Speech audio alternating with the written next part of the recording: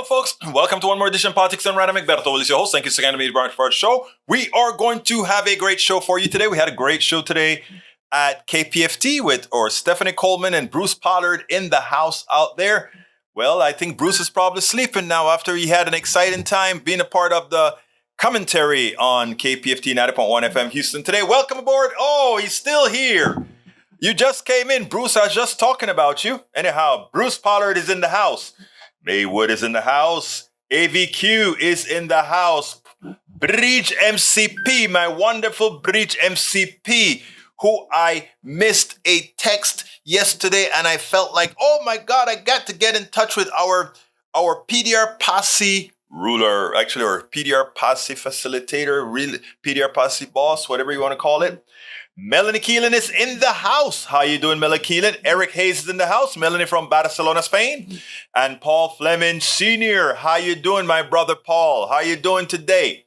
Let's see. E2247. Second time I'm seeing you, E2247 as well. And AVQ is in the house.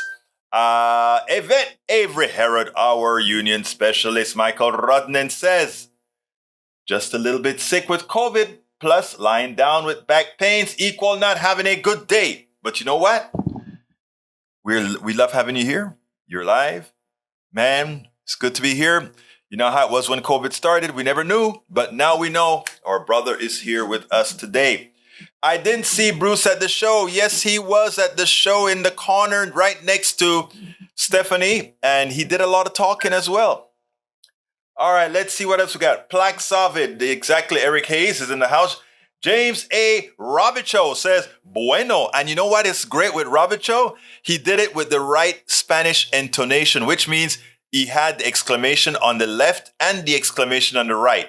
You're doing your homework, brother Robicho. Alistair Hayes. I want to tell you guys something about Alistair. Alistair saved the day to ensure we'll have a podcast of the KPFT show because Alistair called in and said, hey, dude, you know you're on air, but you're not on internet. To which I said, Alistair, you saved the day. I have the best people in radio. As Bruce and I drove home today, we also talked a little bit, or I drove there and back. We also talked about the PDR Posse and how wonderful a group it was. In fact, Bruce was out there at KPFT bragging about you guys in the PDR Posse, okay? He was bragging about you guys in the PDR Posse today. So, you know how that goes. All right, let's see. E2247 says, analysis represents breakdown of communication into constituent element parts so that the relative hierarchy of ideas is made clear and relationship being ideas expressed or made explicit. Alistair says, working on Facebook. All right, Alistair, you keep doing your work, beautiful. Evaluation is making judgment about the value of material and method for given purposes. Thank you for that wise wisdom. And Michael says, statistica. In 2021, it was estimated that the CEO to work compensation ratio was 398.8 to 1 in the United States. This indicates that on average, CEOs receive 398.8 times more the annual salary of the average American worker and non-supervisory workers in key. It's a shame. It's a shame. All right, let's see if I have anything else to read here real quickly before I go directly into our interview, because you know, yesterday, you all took over the show. You guys decided. Any questions? Critical thinking? Thank you, sir. You guys took over the show, and you know why you guys took over the show? Because it's yours. But anyway, let's go ahead and get into the interview before you guys decide to take over the show. Check it out.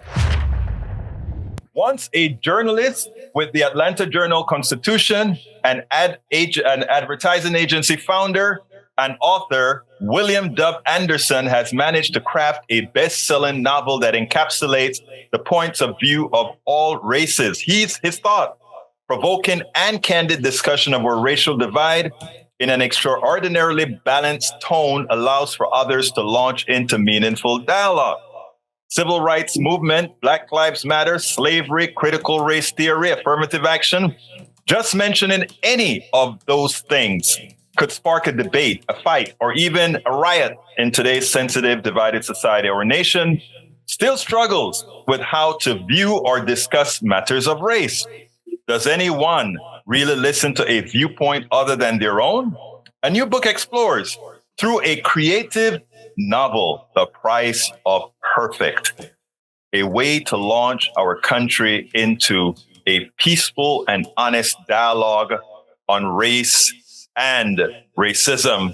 Senor Anderson, how are you doing today? And welcome to I'm doing Politics great. Done Right. Thank you, Egbert. So good to be here with you. Well, look, first of all, I'm going to ask you the question I always ask whenever I interview somebody who's written any book.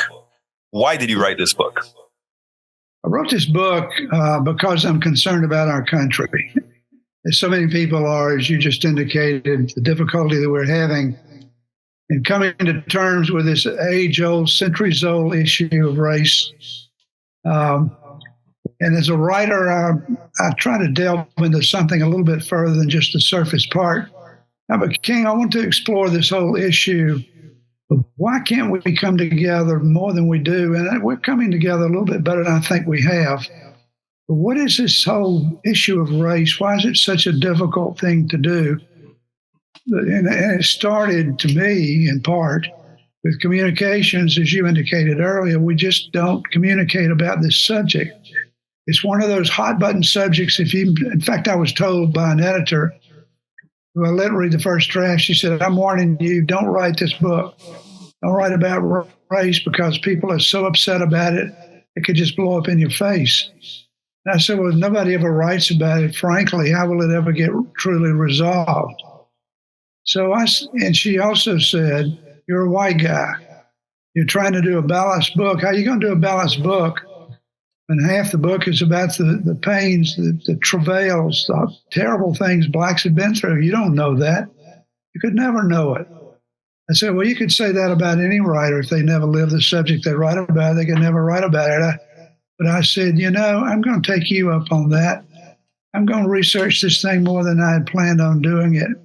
So I spent the next couple of years off and on really reading a lot of black literature, talking to a lot of folks I knew, didn't know well, of both races, and trying to learn as best I could as someone who could never live that life, never been a minority. I don't know what that feels like, could never know it, but trying to get into, as a writer, get into the shoes of the race and walk it as best I could. So with that, I started realizing several things. One is, as you said, everybody's truth is truth. That means that truths are lies and lies are truths, depending on where you sit. So if you're debating someone or trying to change someone's opinion, the first thing you got to do is know where they're coming from. If we don't live in proximity to one another, it's like a friend.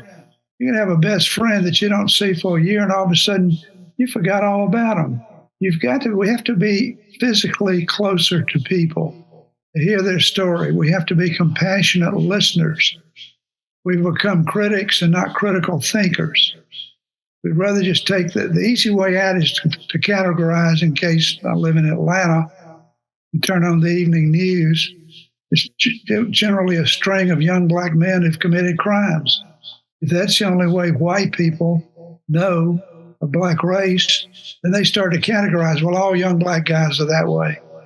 The same is true for bad policemen beating up and killing young black men. You think, oh, well, all the police are that way. Let's defund all of them. It is a human characteristic and, unfortunately, weakness to categorize. It just makes it easier. Oh, I don't have to think about that. It's already in a category. The first thing we got to do is realize we're thinking very narrow. We're not really exploring this issue. What's it like? Where's the other race coming from? And to me, to do that, you need to talk. You need to meet people. Ask them the questions. The challenge today is to be frank. I try to write a book where the main characters are strident in both their beliefs. How do these two knuckleheads come together when they can't agree on anything? That's the price we pay for being perfect, which is where the title came from. Let me tell you something. Okay, first of all, I don't buy into the premise that we cannot be very empathetic irrespective of our life values and struggles, because everybody at some time have gone through some negative. Yes, people, I can't. If I buy into that, I cannot see through the eyes of my wife. If I buy into that, I cannot see through the eyes of my daughter that women have been at a disadvantage throughout this country. I can see that. I can feel it. I can understand the pain that they feel when they go into a boardroom, and just knowing that they're female, that puts a scar, some sort of a stigma on them. I can understand that. So the first thing I want to say is, I generally don't buy the premise that you can't be empathetic. I don't buy the premise that you can't be a white guy who understand black pain. I can say that one can become, what's the word that I want to use? One can become willfully ignorant to black pain. And that's why I admire you for having written the book and taking the pains. I mean, there are some black folks that are going to come to you and say, well, how the hell do you think you can speak about that? And I would say, well, because first of all, I understand pain. And also I have entertained speaking to everybody. So kudos for you on writing the book. I want to say one other thing before I ask you the next question, though. Earlier, you talk about being Southern, right? And I find, first of all, I like the South. I live in the South. I live in Texas. All right. I find that it's a fallacy to believe that this great heathenous South and racism are somewhat much different than what we find in the North. After all, in Boston, when we had the riots in Boston, it was, know, how different was that? I don't remember seeing that in the South, to tell you the truth. Okay. So it's all over the country. It's something that's systemic that we have to take care of. And I'm glad that you, that you decided to write a book of this type. And I also think white guys hold an important key in solving the race problem, given that it is a white guy's problem. So your thoughts on that? I think that because there's a sensitivity that I feel like Southerners have that others may not about the black situation, because it's been so much a part of our history and so much a negative part of our history. But you've got to, I felt empathetic toward the black cause, but until I really got into this and read books like Between the World and Me, read the book on trying to get reconciliation on Be the Bridge. So you read some of these books and really kind of reach out a little bit. As a writer, I had to do that because I was truly trying to represent a race that I'm not. Let me say the first problem we're having with communications is to use the word race. We're all the same dadgum race. Thank you. This whole thing is a construct that was created to show hierarchy. Oh, they're just that race, so that means they're all that way. They're this race. Black's not another race. Whites are not another race. We're all the same race. But unless you're truly, and the thing I was not prepared for is the brutality of the 300 or 400 years of slavery. You really get into what was done to a lot of black people. It was horrendous. It was terrible. 4,000 hanged over the period of time. My wife tried to get me to go to Montgomery, where they said, "You're studying this, let's go to that museum where they're honoring all those that were hanged." I said, "I can't do it. I've become so sensitive to this issue. I can't go stand there and look at 4,000 people hanged, probably almost all of them illegally." But to be empathetic, we're all empathetic to a degree. But unless you really try to study the pain that somebody's gone through, you're just kind of skimming around on it. So I urge people to do their own research, see just white people.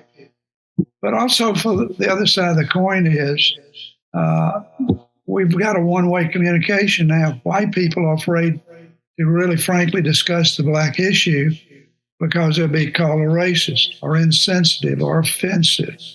So there's got to be, we got to open both lines of communications so that whites can speak with some degree of frankness. And blacks can say, well, that's something he'd say. He doesn't know what the hell he's talking about, but I'll accept it because he's trying to understand me a little bit better. We've got to be some give and take here, back and forth of both of them. Yeah, the whites instigated this whole mess 400 years ago. But another theme of the book is just how much of the past do we keep reliving? At some point, you've got to honor the past, memorialize the past, but at some point, you just keep leaning on it, or you become a victim of the past. And I've had black friends say, "Don't call me a victim. I resent you saying that." I said, well, you got to be careful, because the problem with it is you're never accountable if you're a victim. It's always somebody else's fault. But again, those kind of frank back and forth, understanding that he may say something I'm not going to like, but I'm not going to jump him, because they know he's trying to understand my side of it. And whites will say, well, blacks have never had it better than you got it right now. All the corporations want to hire you. All the schools want you in their schools. You're making a lot of progress. So I don't understand. I've heard of so many white people say this. Where are all the black people committing crimes? Every time I turn on the news, there are black people. The media is a major component in this whole issue, as we try to line up eyeballs and butts in the chair to view our stations. And it's a money thing. We're all kind of becoming victimized by businesses trying to make money by playing to the opinion that they know people are going to watch that opinion. And all they're doing is cementing the categorization. They've already got people in. You know, let me tell you something, William, because this I think you hit an important number when you talk about the media and how the media has actually corrupted the views of many people, specifically white people, on who black folks really are. And I think it's important for somebody like you to go out there and say that. After all, you are a former journalist as well. And, I had a friend who once got in trouble, never been in trouble in his life. He got in trouble. And when he went he got a deal where he got some sort of probation for something that he did. And when he went into the room where all the people on probations were going to set up for that day, he was one of the few black folks in there. It was filled with white people all on probation. And these are the folks that you see doing the same thing that get coverage for black folks on TV, but white folks never see that.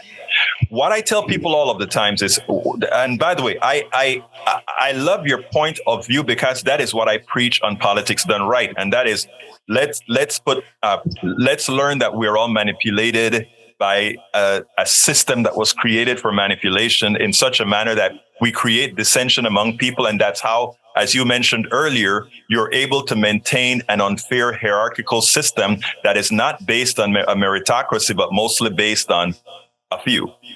Yep. It's not based on biology, that we've all got the same DNA. Exactly. It's just where we were born, the geography, the sunshine you got or didn't get. It's just basic evolutionary stuff that made us look differently because we were conforming to that environment. Right. So it is a very important thought. Now, again, your book is not a real story. It's a story, however, that could be real. Tell us a little bit about it without telling too much, so that folks will go out there and get that book.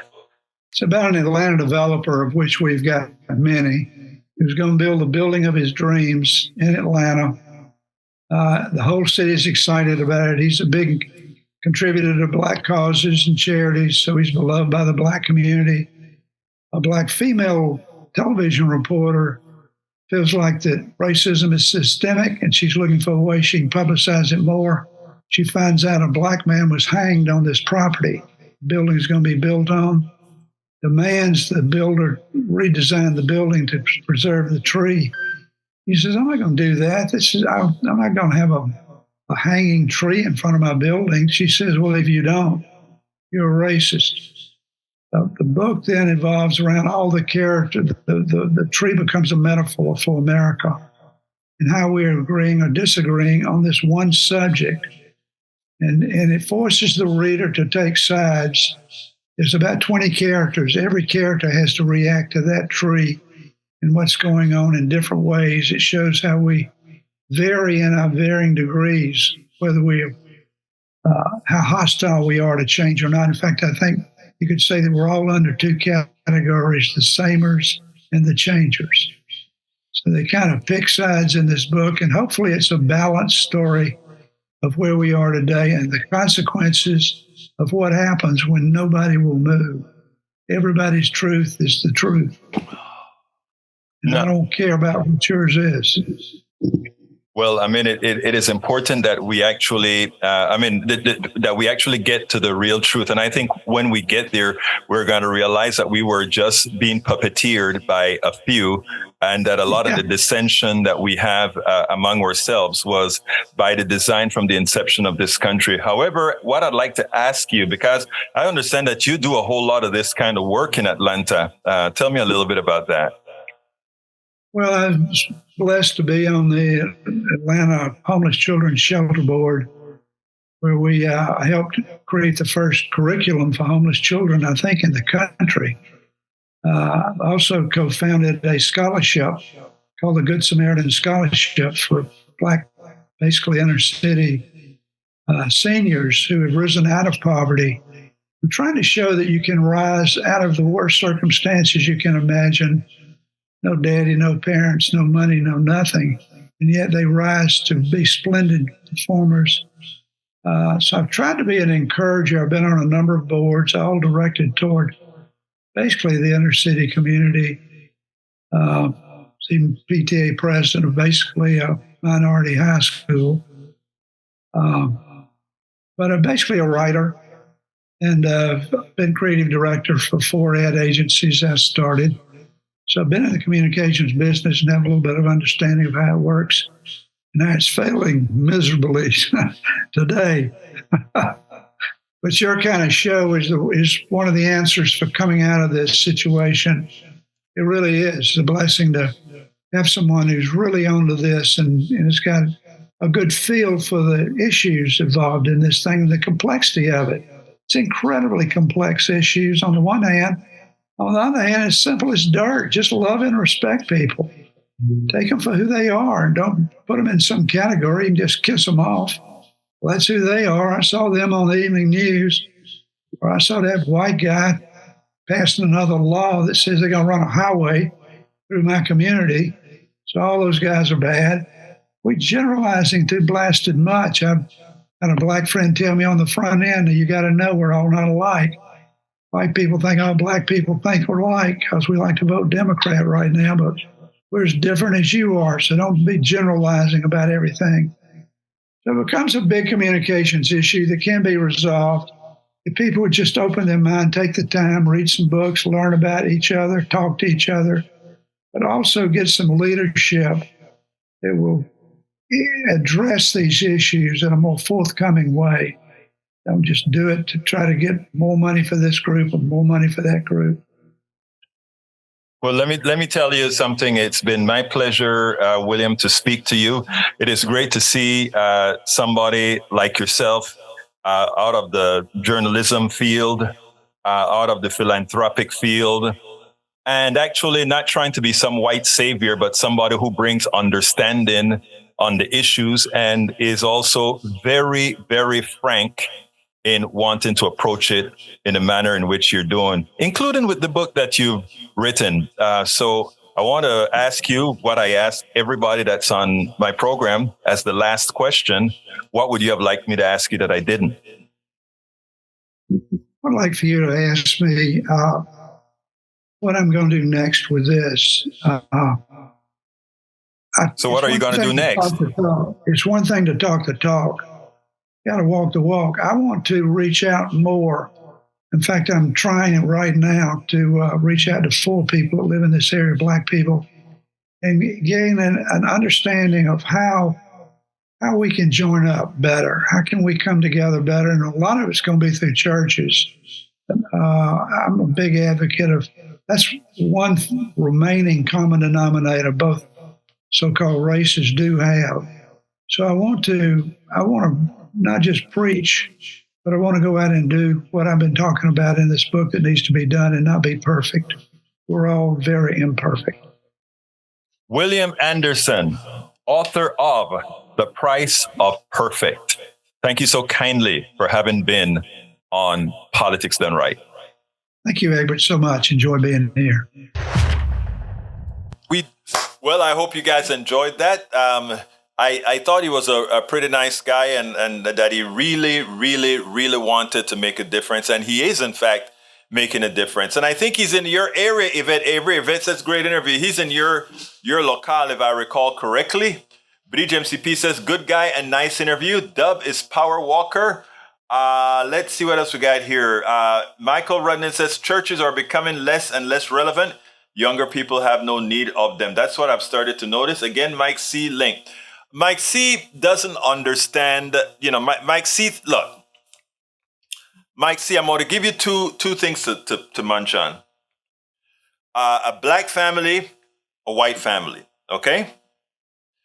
If the system has systemically paid that guy who is just as good an engineer as the white family's engineer, just as good, if it also said that he could only buy a house in this particular area, what we call redlining, and if the houses in those red-lined areas, because of the stigma attached to being in a red-line area, doesn't appreciate as much as a white family's home, as life goes on, that white family's kids have much more capital because of that home than that black family. And that white family is afforded a lot more. They can get more education, more things, invest more, etc., than this black family whose work capacity is equivalent. When you have a system that dictates the people's behavior, and within that behavior, it is race-based or gender-based or whatever based, and that creates a societal disparity, that is systemic racism. That isn't saying blame it. That is not saying telling folks that they're different, and because they're different, trying to blame it on somebody. That's not what it is. The blame is where it belongs. In America, we were formed on a system that systemically aggrieved everybody or most people that were non-white or female. That's just a statement of fact. You can decide to accept that. If you don't accept that as a statement of fact, the discussion has to be over with you on this particular subject, because you would be denying reality. You'll be denying truth. Okay? You should read my book. You should read my book. And you know what? I should put that link in there, because here I am, regular guy, studied hard, politicked hard, did all the stuff, and I navigated. Okay, I repeat, I navigated all of these things many of these things that I just told you about. Yes, I'm successful in getting past it.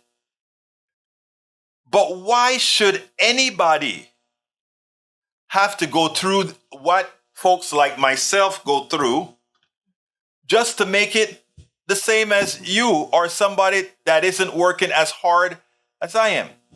And that has been my reality. That has been the reality of many. Unlike many, I don't hold a grudge. I go ahead and I keep a smile on. I just move to make things better. So again, take a look at my book, politicsdoneright.com/tribulations. You should read the actual factual things that one person, myself, gone through, but that is repeated millions of times in this country. Daniel Edosa, LOL, there is zero systemic racism in America. It is a lie. Well, that's the biggest lie thus far. Egberto, in science, you can do all sorts of theories. If a fact destroys your theory, you have to discard your theory. Systemic racism or sexism towards blacks is a fantasy. I suggest you read the events at Greenboro. But again, I don't know that you read that sort of stuff, because the people who you follow, they really wants to keep you uneducated. So they tell you these things that makes it plausible for you to believe. But again, I just mentioned to you something that is quantifiable. I quantified redlining for you and how it passes down through history. Redlining was a perfect destroyer of capital for black people and people of color. It's quantifiable. You can calculate the numbers, and you can calculate the numbers over time, what it has done to black society versus white society. You can also quantify that based on those realities, what happened. But let's be clear about Mike Cisak and Ledo. You really aren't interested in learning at this point. Maybe eventually you will. But at this point, you're not interested in learning. You're interested in promoting a false narrative that makes you feel good. But what you do is you help me promote the real story to those who are open to be educated. So in that regards, Ledo and Cisak, muchísimas gracias. Te lo agradezco perfectamente. I really appreciate that perfectly.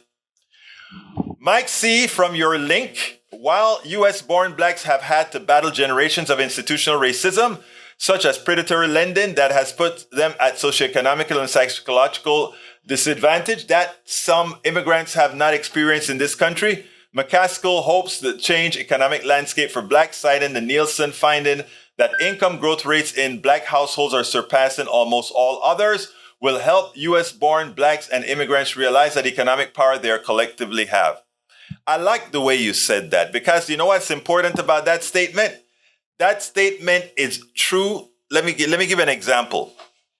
If the average white household is worth $130,000 and the average black household is worth $10,000, if the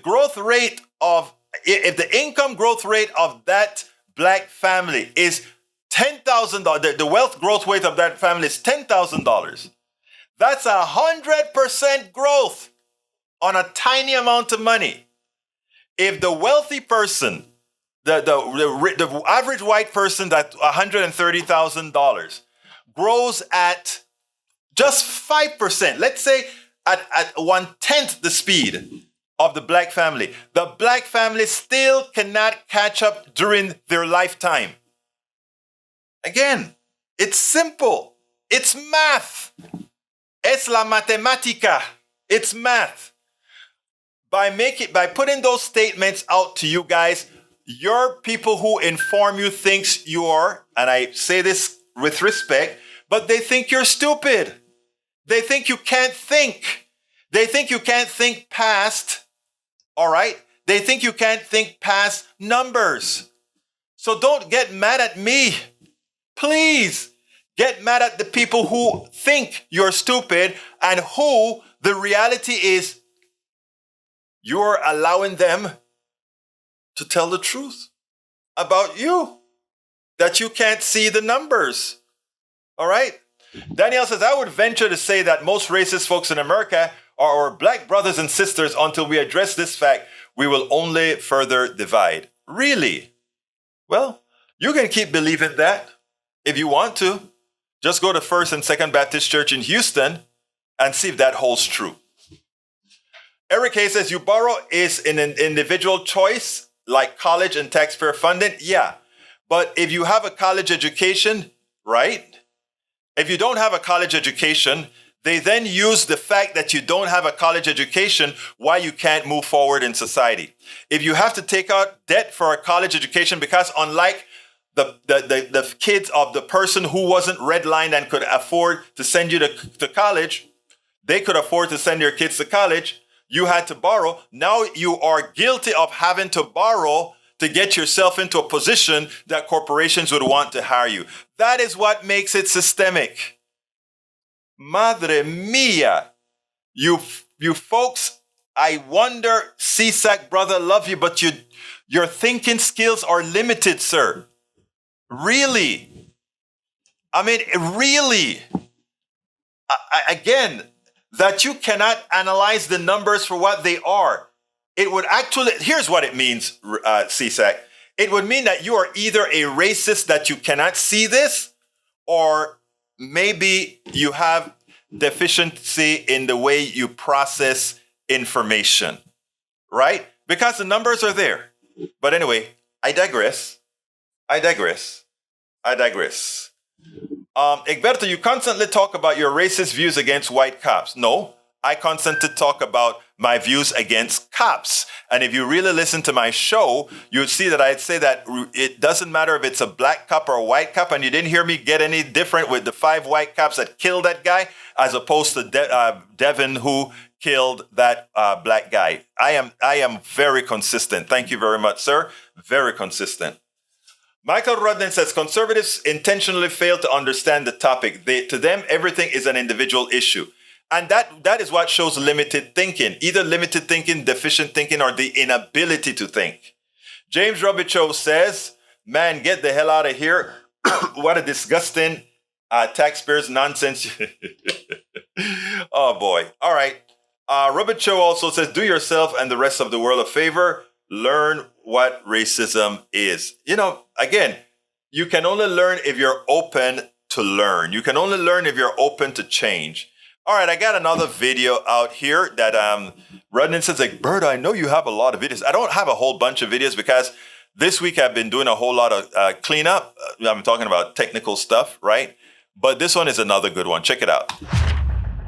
Well, Sherrod Brown, Senator Sherrod Brown of Ohio, nails it.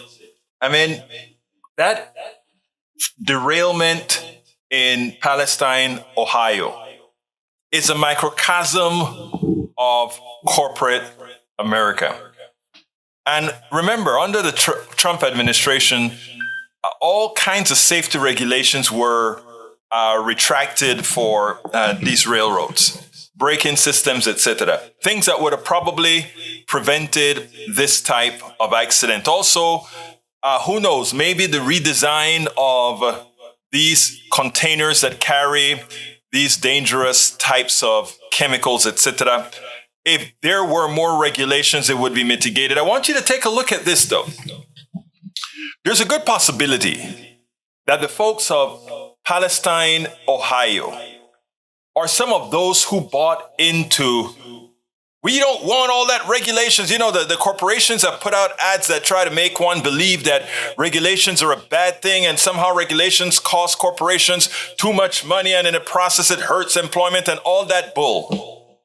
But then you get these derailments. And again, this is one that was really, really bad because it probably polluted the entire city of Palestine.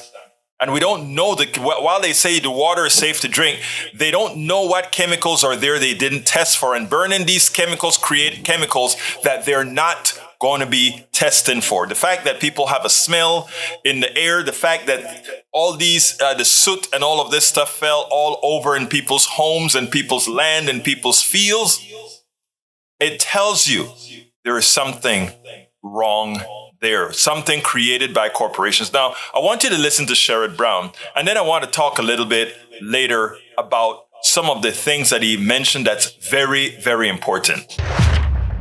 The governor say that the municipal water and the air, they are both safe, but residents, they are worried about contamination, and some say they've gotten rashes, sore throats, nausea, and headaches, as I just pointed out. Senator Brown, you were just there this week on Thursday. Should the residents of East Palestine accept the assurances from the government, or are they right to be skeptical? Well, they're right to be skeptical. The EPA administrator, when I was there, both the state and the federal EPA administrators said that, but when you return to your home, we think the water's safe, but when you return to your home, you should be tested again for your water and your soil and your air, not to mention those that have their own wells. So, this is, Pamela, this is really the same old story. Corporations do stock buybacks. They do big dividend checks. They lay off workers. Thousands of workers have been laid off from Norfolk Southern. Then they don't invest in safety rules and safety regulations, and this kind of things happens. That's why people in East Palestine are so upset. They know that corporate lobbyists have had far too much influence in our government, and they see this as the result. And this kind of thing shouldn't happen. There was also a Norfolk Southern derailment in Sandusky on Lake Erie in Ohio. There was one just a few days ago in Detroit. These things are happening because the the railroads are simply not investing the way they should in car safety and in the rail lines themselves. Yeah, I was just reading, I believe it was in the New York Times, that this company, Norfolk Southern, invested more for stockholders to gain more of a profit than in safety improvements recently. The whole idea of you had to flee your home because a railroad failed to do its job, as the executives and their lobbyists get richer and richer and richer. And there's something very wrong with that. But when you see the faces of the fire chief and the face of Ms. Ferguson, it really strikes you that we've got a lot to do to fix this, to make rail safer, to fight against lobbyists who keep trying to weaken these rules as they did 3 or 4 years ago. That's why I'm angry when I look at these companies lay people off. They never look out for their workers. They never look out for their communities. They look out for stock buybacks and dividends. Something's wrong with the corporate America, and something's wrong with Congress and administrations listening too much to corporate lobbyists. Okay, so let's talk about that. That's got to change. I mean, that's the fight I make. Let's talk about that, because regulations for rail companies are coming under renewed scrutiny now. Companies are working under looser restrictions for toxic chemicals. They're using Civil War era braking technology. Transportation Secretary Pete Buttigieg suggested this week that his department was constrained by law on some areas of rail regulation. But Democrats just held unified control of government for 2 years. Does Congress deserve some blame here for failing to regulate? And what more could be done? Well, I know this, that 3 or 4 years ago, every time there's a new administration, particularly a more conservative one, that's more pro-corporate, they put all these regulations on the table about safety, about worker safety, community safety, the environment, consumer protections, and at the behest of lobbyists, far too often they weaken those laws. That happened 3, 4, 5 years ago. I've urged President Biden by phone yesterday. I've urged Secretary Buttigieg by phone yesterday to make sure that they look at all these rules and strengthen them. Part of it's on Congress. Congress has got to do its job better, but there's simply, Pam, as you know, Pamela, there's simply too much influence by corporate lobbyists in Washington, and it's terrible in Republican administrations. It's not all that great in Democratic administrations sometimes. So that's my job to push the administration and to move in Congress on more pro-consumer, pro-worker, pro-environment laws and pro-community safety laws to make sure these things don't happen. Now let's get real. You know, all these corporations say that if we reduce regulations, if we reduce the taxes on these folks, somehow, it's going to benefit the common man, the average person that actually sustained these corporations by buying their products. But that's not what happens. What happens is, as soon as they get a break, as soon as they get a tax break, as soon as they get a tax cut, as soon as they get a regulations that allow them to operate more, quote, efficiently, not efficiently, but more recklessly is more the point of it. They don't give those savings by reducing the price of their products. Hey, after all, if they did that, guess what a reduction in price would have done to our inflation rate? Oh, the inflation rate would drop. So we don't get the savings from these corporations. Instead, all these tax breaks that these corporations get, all these declines in regulations that these corporations get, all these advances that these corporations get didn't cause a drop in price. In fact, they increased their price on the product above and beyond the benefits that they're getting, which is the definition of inflation. So while the corporations are telling you, look at what the administration is doing, not fighting inflation, it is they who are responsible for inflation. When they got their breaks, they bought back their stocks to inflate the price of their stock. They increased the amount of dividends, or they gave these results in the form of dividends, meaning free cash to the people who own the company. So your money going into the hands of a few, as you pay more, as you get less regulations, as you get Palestine, Ohio. That is capitalism at its best. That is the definition. The efficient allocation of resources for those who own the resources, for those who manipulate the resources. That's what it's all about. So whenever you are there listening and defending and trying to call those who are trying to protect you and everybody else, that somehow they are a pinko liberal, a pinko communist, or whatever, remember these incidents. Remember, these incidents are caused by a lack of regulations. These incidents are caused by the maximization of profits at all cost without thinking about humanity. Now, those people's lives in Palestine, Texas will never be the same again. They've all inhaled the crap. What happens to them down the road? We don't know. But again, it's not the only derailment that occurred in the last couple of weeks. There are several other derailments that occurred in the last couple of weeks with different levels of severity. Some that they claim had no leaks, etc. But we know probably in the groundwater in those areas there will be issues.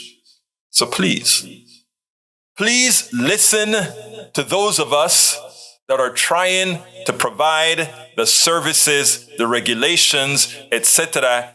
for us all, for our environment. Because those guys have no passion for you. The CEO went to Palestine, Ohio twice, undercover. He was scared that the pitchforks may come out. Well, you know what, folks? It is time for us, our voting pitchforks, and start electing people that are going to be there, not to allow the wealthy stockholder, the corrupt, thuggish executives that then come with a smile or in a meek form, that they weren't meek when they were asking for, or when they were giving away your profits as dividends, or rather their profits from extorting you as dividends. They weren't trying to be humane when they forced government by paying them off to give them tax cuts. And now many are going to want government to mitigate the actual damage done by this corporation. Because you know what? If it gets too bad and the cost gets too high, they're just going to go bankrupt and open under a different name. Folks, it's time. Nationalize the railroads, because we are going to end up cleaning it up anyway. We are going to end up cleaning it up anyway. So yeah, it's about time. Anyway, folks, I want to address something Daniel Ledo says. And again, it's not to change Daniel Ledo, because I think that he may be one of those people that I know before who would take something to snap him into thinking correctly. But otherwise, he's just a regurgitation of bad information, right? So here's one. He says, why does Egberto only cite racism as the cause of black underperformance? I don't only cite racism as of the cause of black underperformance. I am dealing with the specific portion of black underperformance that is attributed to systemic racism. Because just like I can't solve all the problems in Appalachia, where we have a whole bunch of white folks in Appalachia living just like a whole bunch of black folks in the ghetto, just like a whole bunch of Latinos and others in the barrios. There is a reason why there's a particular percentage of America that lives like that. Okay, whether it's be in Appalachia, the ghettos, the barrios, etc. I know the socioeconomic reason for that, but that's beyond the scope of what I'm talking about here. So the next part of his argument says, because to explore other reasons would put the responsibility for black grief on blacks themselves, just like it would put the responsibility for white grief in Appalachia and in Porter, Texas, and other places on their backs as well. Yes, but that's the issue is, I am not discussing things of personal responsibility or individual responsibility. I leave that for Eric to do. I am talking about things that are in fact systemic, things that are caused by the way the system functions. Like I said, get my book, The Tribulations of a Afro-Latino Caribbean Man, because in there, look, engineer, businessman, all that good stuff. And I can tell you the story. I was driving with Bruce today, and an officer pulled up next to the car. Bruce is in the passenger seat. I'm in the driver's seat. And I looked at Bruce and looked straight at Bruce and I said, you know what's interesting, Bruce? You just saw that police officer and you waving and so forth because you see the police officer as a friend, right?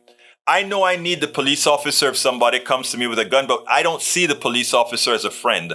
I see a police officer as someone I want to stay the hell away from so that there are no accidents based on his prejudices on me, right? And that goes for any police officer because the police officer itself is a culture, and that police officer culture treats people with different levels of gradation. All right. It would require the black community to take responsibility for a jaundiced black culture. Now, that's a racist statement for you to say a jaundiced black culture.